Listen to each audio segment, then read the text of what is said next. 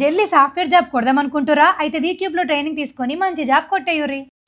మమ్మల్ని ఏదో ఇబ్బంది పెట్టినంత మాత్రాన, వేధించినంత మాత్రాన ప్రజల తరపున ప్రశ్నించడం బంద్ చేస్తామనుకుంటే అది కాంగ్రెస్ ప్రభుత్వం యొక్క అవివేకం, అజ్ఞానం అవుతుంది తప్ప ఇంకోటి కానే కాదు. పెద్దలు కేసీఆర్ గారిని, పెద్దలు హరీష్ రావు గారిని కాళేశ్వరం కమిషన్ ముందు కూర్చోబెట్టి మీరు పైశాచికానందం పొందొచ్చు. ఇవాళ ఏసీబీ ముందుకి విచారణకు పిలిపించి కొంత మానసికంగా రాక్షసానందం పొందుతూ ఉండవచ్చు. అవసరమైతే అరెస్ట్ కూడా చేస్తారు కావచ్చు. తెలంగాణ కోసం గతంలోనే జైలుకు పోయి వచ్చిన వాళ్ళం. హైదరాబాద్ బ్రాండ్ ఇమేజ్ను పెంచే ప్రయత్నంలో భాగంగా, హైదరాబాద్ బ్రాండ్ని కాపాడే క్రమంలో తీసుకున్న ఒక నిర్ణయం వల్ల మళ్ళీ జైలుకు పోవాల్సి వచ్చినా భయపడేది లేదు. ఒకసారి కాదు, 100 సార్లు అయినా జైలుకు పోతాం, కానీ వదిలిపెట్టాం కాంగ్రెస్ ప్రభుత్వాన్ని, కాంగ్రెస్ పార్టీని.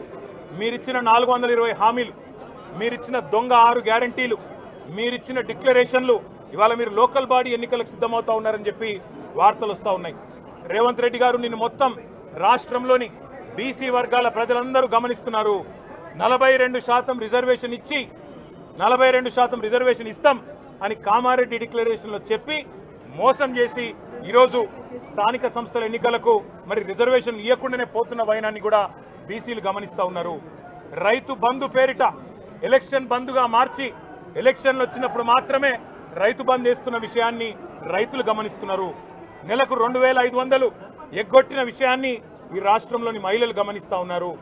2 లక్షల ఉద్యోగాలని చెప్పి నువ్వు చేసిన మోసాన్ని ఈరోజు రాష్ట్రంలోని యువత గమనించింది. కాబట్టే నీ దగ్గర చెప్పుకోవడానికి సమాధానం లేదు, చెప్పుకునేందుకు ఏమీ లేదు.